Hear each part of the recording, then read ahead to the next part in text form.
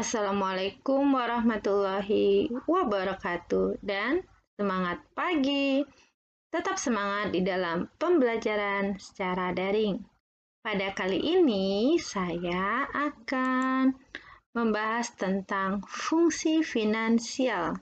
Ini kita pelajari di pelajaran spreadsheet di kelas 10 akuntansi.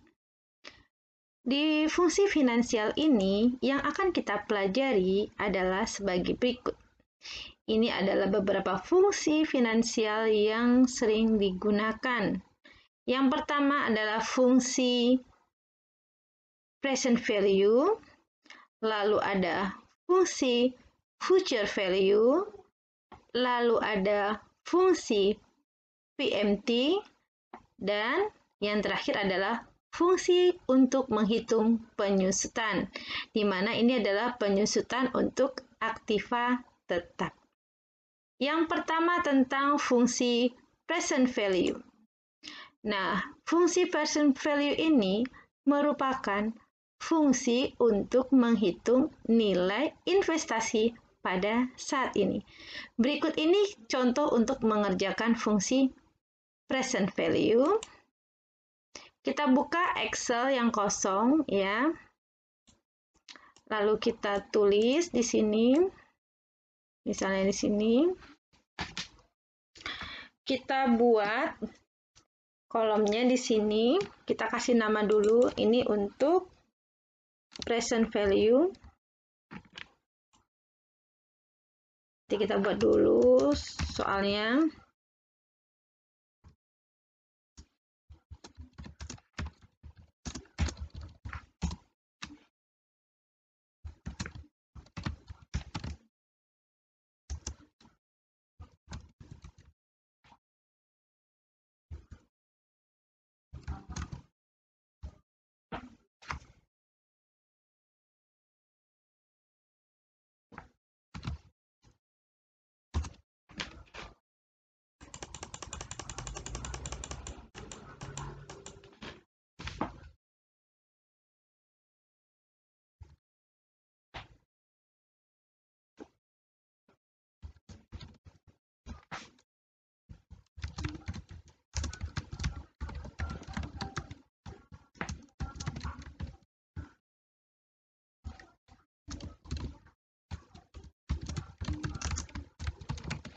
Oke, ini adalah contohnya. Kita buat dulu.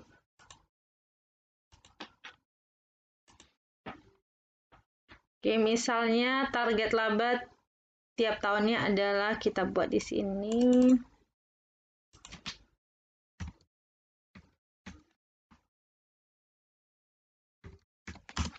Misalnya 8 miliar. Oke. Banyaknya periodenya adalah 5. Ini adalah untuk 5 tahun. Bunganya misalnya 15%. Oke. Di sini adalah nilai investasi maksimum. Oke. Ini yang ditanyakan. Kita akan mengerjakan.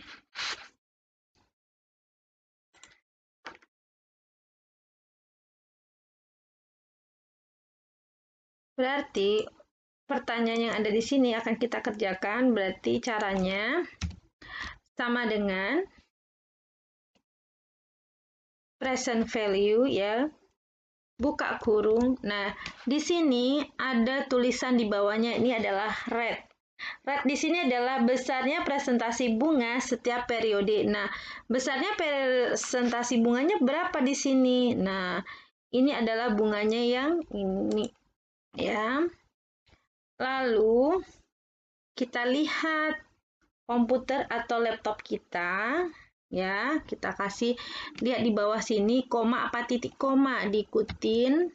Lalu sebelahnya ini adalah N per. N per ini artinya yang ini, N per ini artinya jumlah periode pengembalian dalam tahun. Nah, dalam tahun ada berapa? Nah, ini dia N per-nya yang ini. Oke, kalau udah Dilihat di sini titik koma atau komanya. Oke, kalau saya pakai pembatas rumusnya titik koma. Lalu di sini adalah PMT. PMT di sini adalah nilai angsuran per periode. Oke, nilai angsurannya berapa? Ini dia yang dibuat. Kalau udah, buat oke. Enter. Oke. Lalu sekarang kita akan buat untuk kolom-kolomnya. Yang pertama, periodenya tadi di sini ada 5 ya. Periodenya kita buat 5. 1, 2, 3, 4, dan 5. Untuk nilai investasinya, kita ambil nilai dari yang ini. Caranya, ini kan nilainya min. Bagaimana caranya biar nilainya jadi tidak min, jadi nilainya positif, nilai investasinya? Berarti kita menggunakan rumus sama dengan ABS. Nah, biar nilainya nanti menjadi positif. Nah, ABS, lalu kita klik yang ini dia. C5 ya, tutup kurung atau enter. Nah, seperti ini. Bentar ya.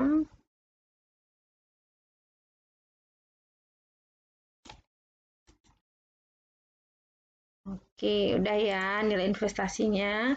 Kita lanjut di kolom C8. Ini yang kolom B8 ya. C8. Kita buat rumusnya. Untuk kolom C8 ini, nilainya adalah sama dengan nilai investasi ini. Nah, yang ini nih yang diklik. Lalu, nilai investasi ini dikali dengan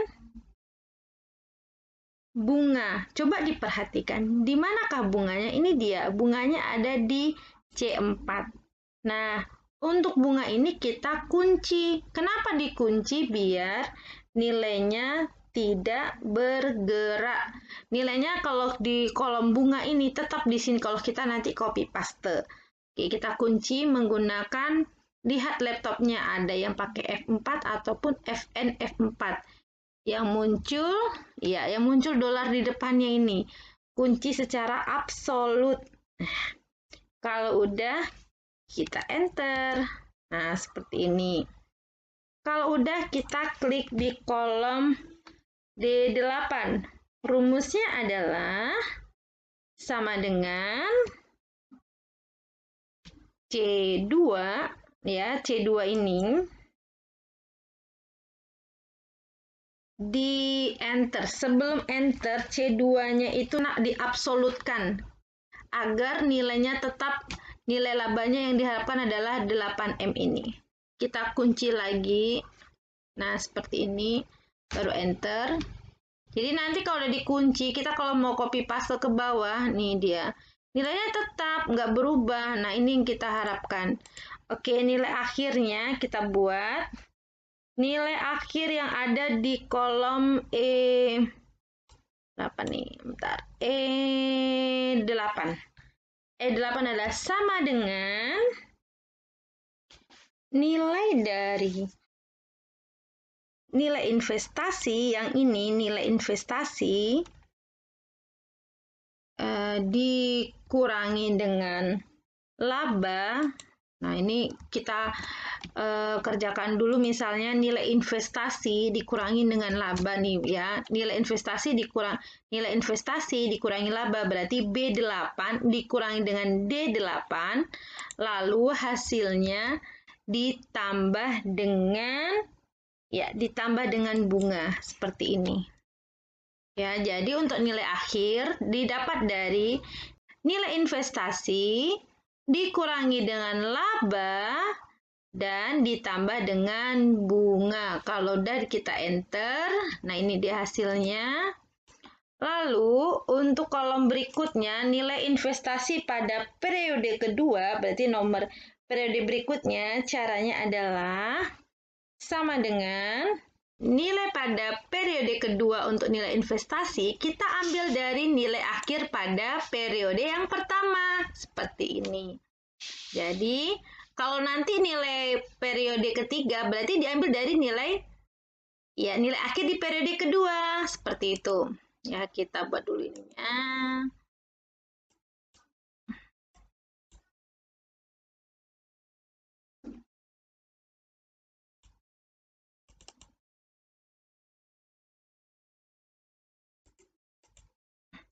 Jadi untuk nilai akhirnya yang di periode kedua, nanti ini akan menjadi nilai investasi di periode ketiga dan seterusnya. Berarti kalau yang ini nanti tinggal di copy paste aja seperti ini. Ya. Karena kenapa masih strip-strip masih 0? Karena di sini belum ada angkanya. Lalu untuk bunga tadi kan sudah kita kunci tuh rumusnya tadi yang di kolom C8 bunganya. Nilainya kan didapat dari nilai investasi dikali dengan bunga. Nah, bunganya udah kita kunci. Ya, bunganya udah kita kunci, maka tinggal kita copy paste saja ke bawah seperti ini. Sama ini juga masih strip-strip, masih 0. Kenapa? Karena nilai akhirnya belum. Nah, sekarang kita akan isi ini. Nah, akan berisi. Jadi nilai akhir periode kedua akan menjadi nilai investasi periode ketiga. Lalu, nilai akhir di periode ketiga akan menjadi nilai awal, nilai investasi di periode keempat. Dan nilai akhir di periode keempat menjadi nilai investasi di periode kelima, dan kita lihat hasilnya. Oke, hasilnya sudah habis, dah 0.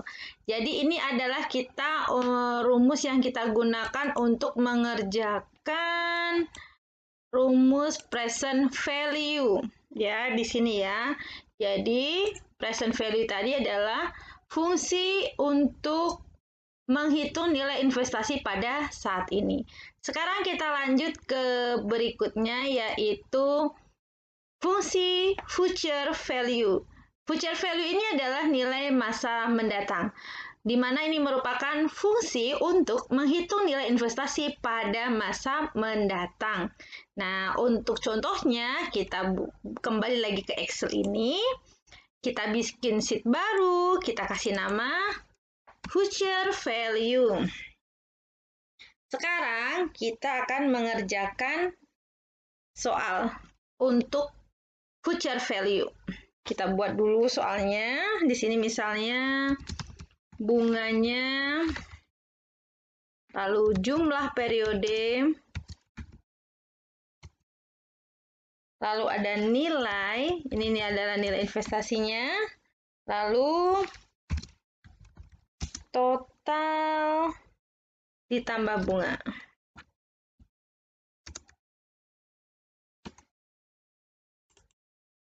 Oke. Sekarang kita buat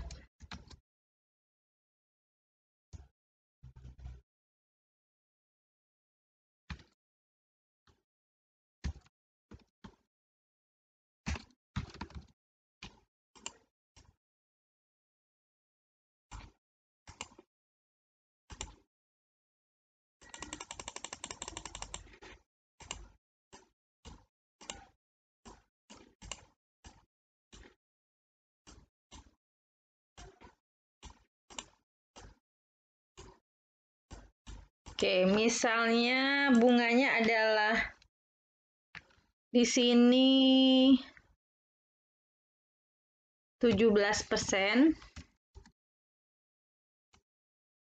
Lalu periodenya adalah kita gunakan misalnya 15. Nilainya adalah 50 juta.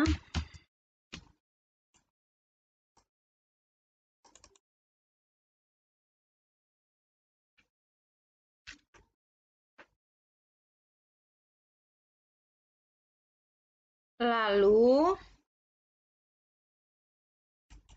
nanti di sini kita akan menghitung.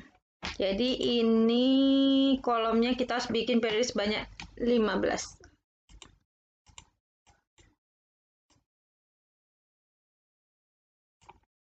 Ya, sekarang kita hitung dulu menggunakan rumus total ditambah bunga. Berarti ini adalah nilai pada periode yang terakhirnya nanti nilai di future value nilai yang akan datang itu berapa sih? Nah, jadi kita akan hitung nilainya dengan menggunakan rumus future value di sini. Sama dengan future value, nah buka kurung, lalu kita perhatikan di bawahnya ini ada kalimatnya rate-nya, berarti ini adalah misalnya adalah besarnya presentase bunga setiap periodenya, kita lihat kira-kira berapa sih presentase bunganya di sini. Dari soal ini, presentase bunganya yang mana? Ini dia bunga ya yang kita klik. Lalu, perhatikan rumusnya. Di sini ada koma atau titik koma, dilihat. Lalu pindah ke sebelahnya ke N per. N per ini maksudnya adalah jumlah periode pengembalian dalam tahun. Kira-kira berapa sih jumlah periodenya? Di soal sudah ditentukan adalah jumlahnya 15. Ini bisa 15, 20, itu tergantung soalnya ya. Lalu titik koma lagi atau koma PMT-nya. PMT di sini adalah nilai angsuran per periode. Di sini kita lihat dari soalnya nilai angsurannya berapa. Ini dia. Nilainya adalah 50 juta. Kita hitung ya. Oke. Seperti ini. Nilainya. Kita sekarang akan menghitung pada kolom-kolom ini sebanyak 15. Kita mulai ya.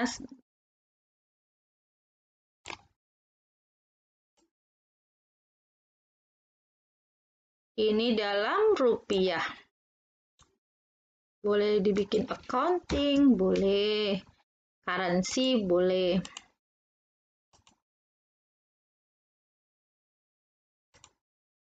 Oke, kita mulai ya dari kolom B7. Kita naikkan dulu kolomnya. Berarti kita mulai dari kolom B7. Sekarang nilai pada periode pertama. Rumusnya adalah sama dengan kita ambil dari nilai. Karena nilainya adalah yang diharapkan nilai yang investasinya di sini adalah 50 juta. Ini nilainya. Lalu bunganya. Bunganya akan kita hitung sama dengan, di sini ya, di C7 sama dengan dari nilai yang ada di B7, ya, nilai yang ada di B7 dikali dengan, ini dia, namanya mencari bunga, ya berarti dikalikan dengan bunga, ini dia bunganya. Nah, sama seperti rumus present value tadi, kita kunci rumusnya, yang kunci absolut kuncinya ya, bisa F4 atau F4 itu tergantung settingan laptopnya masing-masing. Kalau udah, kita pindah ke total. Ini tadi ya. Oke, seperti ini, kita enter. Lalu totalnya adalah, total pada periode pertama adalah total nilai ditambah dengan bunga. Karena kita mencari yang namanya future value, nilai yang akan ada di masa mendatang. Ya, di periode pertama nilai 50 jutanya menjadi 58.500.000. Oke, kita lanjut ke kolom berikutnya yaitu di kolom B8.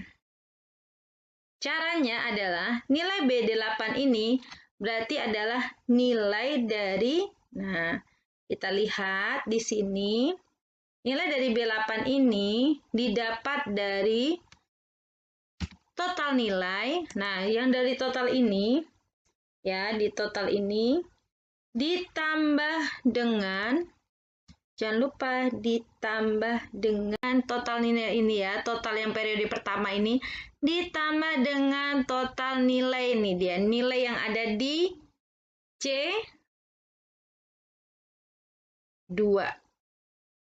C3. nilai yang ada di C3 ini dia ya. Nah, ini untuk nilai yang C3 ini kita kunci juga. Kunci absolut. Kenapa dikunci absolut? Biar setiap periode bertambah nilai total di periode. Misalnya di periode 2 total akhirnya berapa. Nanti untuk nilai periode ketiga, berarti nilai periode ketiga ini nanti total nilai periode kedua ditambah dengan nilai awalnya seperti itu. Oke, seperti ini. Jadi ini bisa rumusnya di copy paste nih sampai ke bawah. Seperti ini.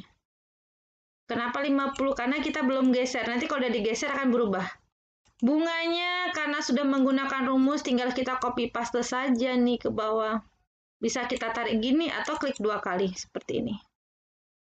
Masih tetap 8.500.000 ya. Ini kita hapus. Untuk yang ini sama, berarti nilainya kita tambahkan. Seperti ini. Kan baru berubah. Untuk nilai periode keempat, berarti ini dia. Periode keempat, nilainya adalah, yang dihitung adalah nilai total di periode ketiga ditambah dengan total nilainya, dan seterusnya. Oke, kalau udah kita copy, seperti ini. Nanti menghasilkan angka 2,8 M ini yang di atas. Kita lihat ya nilai akhirnya. Oke. Ini dia. Ini ya nilainya. Nilai yang ada di sini harus sama seperti yang di atas. Bisa buat sama dengan. Oke. Tuh nilainya sama ya. Jadi untuk nilai yang kita hitung di awal ini, total di awal ini, harus sama dengan nilai di akhir ini. Oke, kalau pakai rumus, cukup pakai rumus saja, tinggal copy paste saja ke bawah seperti ini. Oke, sudah demikian kita membuat rumus untuk future value. Selanjutnya kita akan ke fungsi berikutnya, yaitu fungsi PMT. Di mana fungsi PMT merupakan fungsi untuk menghitung besar angsuran tetap yang harus dibayar per periode dengan tingkat suku bunga menurun. Kita buat soalnya dulu di sini. Kita tambahkan aja di Excel-nya. Nih, tambah satu sheet lagi. Kita kasih nama PMT. Nah, seperti ini contohnya. Kita lanjut ya. Bisa dilihat di buku paketnya untuk mempelajari ini. Sekarang kita bikin kolom-kolom yang ada sama seperti yang ada di buku paket kita di pelajaran spreadsheet. Kita buat di sini nilai kredit, bunga per tahun, waktu, angsuran per tahun. Oke, kita buat kolomnya. Di bawahnya ada tahun, saldo awal, angsuran per tahun, bunga per tahun, cicilan pokok pinjaman, dan saldo akhir. Oke, kalau udah kita besarkan kolomnya.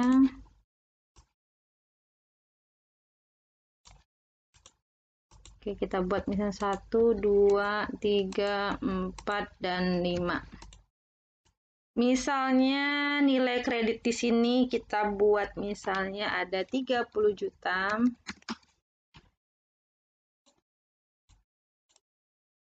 Oke, bunga per tahunnya adalah 15%. Ini misalnya.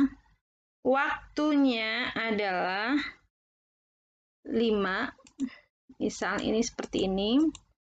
Lalu ini akan kita cari dulu. Oke, kita akan mulai dengan rumus yang pertama. Tadi rumus yang mau kita gunakan adalah PMT. Oke, kita mulai. Berarti sama dengan PMT buka kurung. Nah, kita baca sama prosesnya seperti kita mengerjakan present value maupun future value.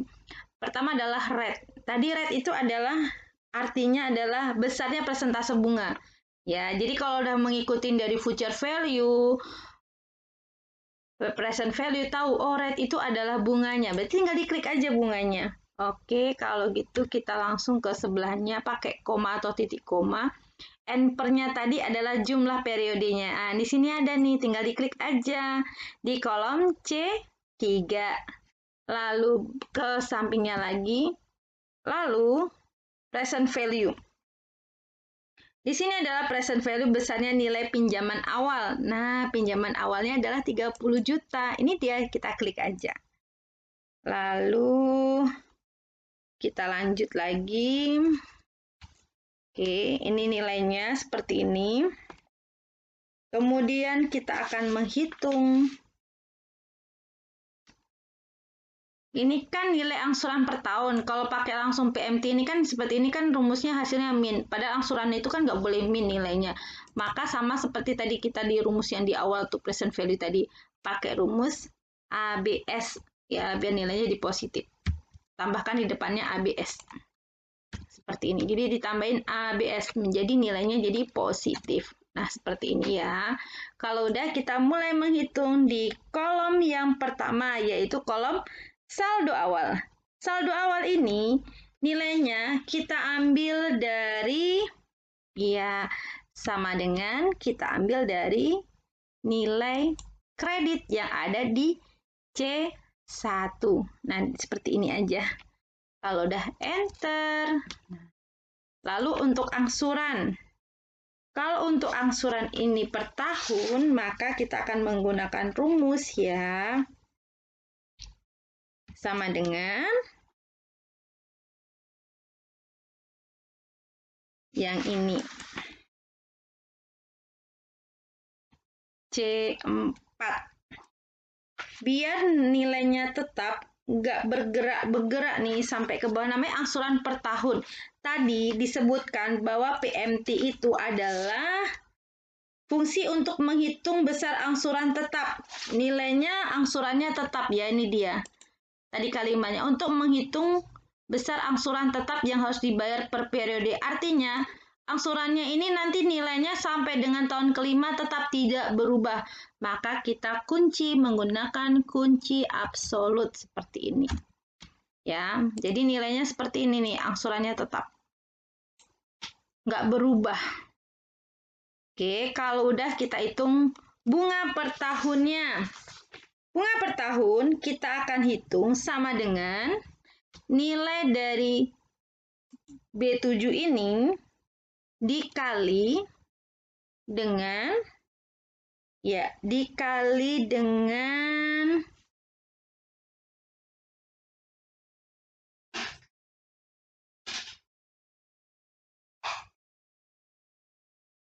ini dia.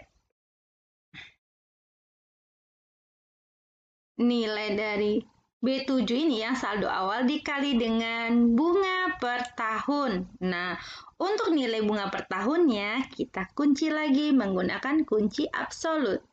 Kalau tidak pakai kunci absolut, maka setiap periode nanti kita harus mengubahnya manual satu-satu. Tapi kalau pakai kunci tinggal copy paste saja. Oke, kalau udah kita ke sebelahnya lagi.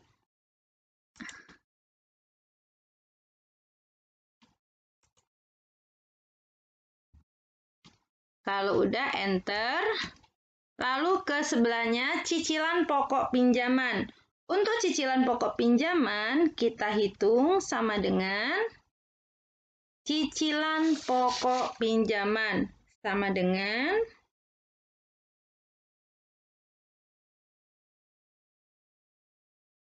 C7.